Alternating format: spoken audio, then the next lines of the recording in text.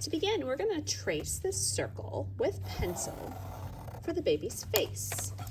I'm going to cut my best cutting around that circle shape before I start to use lines to make my sleeping baby face. I'm going to do all this work in pencil first. So I might just have curved lines for the eye, a little curved nose, and a curved mouth.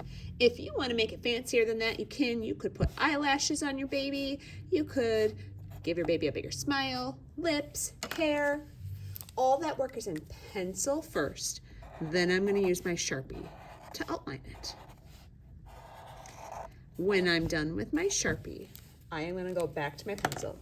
I'm going to make sure my name is on that big white paper in pencil. I'm going to flip it over, and I'm going to glue the baby's head with a little bit of glue all over the back edge.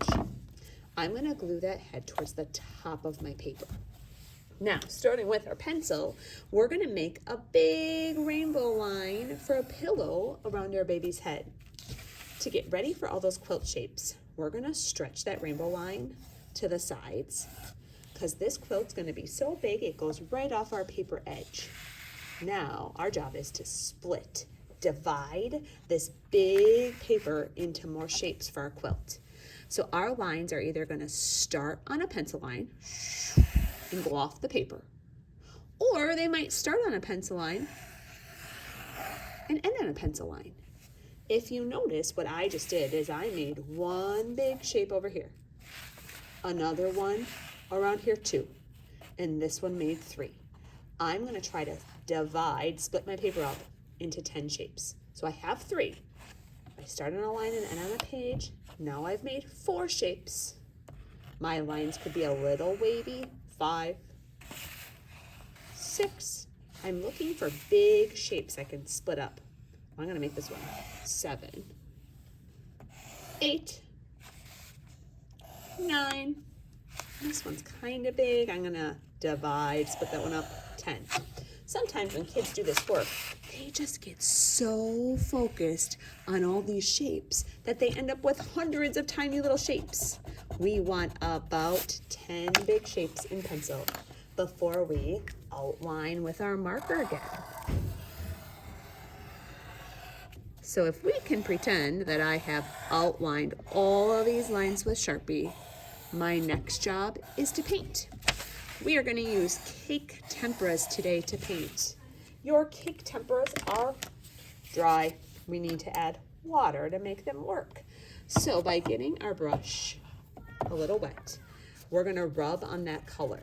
So the bottom of this doesn't have paint, but this whole edge is color. So I'm getting water on my brush and rubbing, and I can get a really nice color painting back and forth.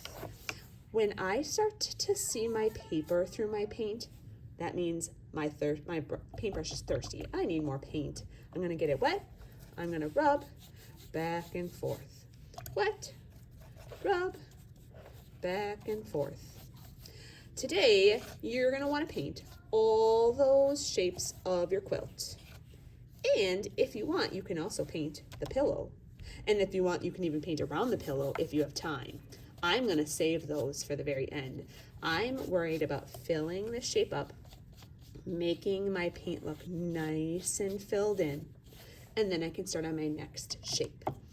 So oftentimes kids are wanting to know if they can use black. Yes, but you don't want it super dark. So if I use black, I am gonna paint it, and then I might just add water to make it light. The water is gonna make it light so that next time we can add marker patterns on top. I noticed that my red kind of seeped into my black. That's okay. If you don't like that, what I would do is paint a shape and then go a couple spaces away to a different shape before you paint its neighbor. So if I space this out and paint down here, my colors won't run into each other. All right, I wanted to answer this question that I'm sure some of you are thinking. Can we mix? Yes. So mixing with tempera, cake tempera, there's 2 rules. Number 1, you can only mix 2 colors. Rule number 2, you have to mix right on your paper. So that means while this yellow is still wet, I could pick one other color. Ooh, I'm gonna pick red. And if I paint right on top of my wet paint, I'm gonna see my new color, orange. So 2 colors, because if we mix more than 2 colors, we're probably gonna get a brownish color.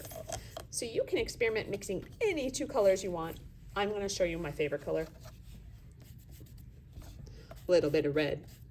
How would I make my favorite color? Purple? You guessed it, blue. So I'm rubbing some wet water on the blue. When I mix right on my paper, I'm gonna get that purple color. I would fill in that whole shape. At the end of art on day 1, you should have the entire quilt painted.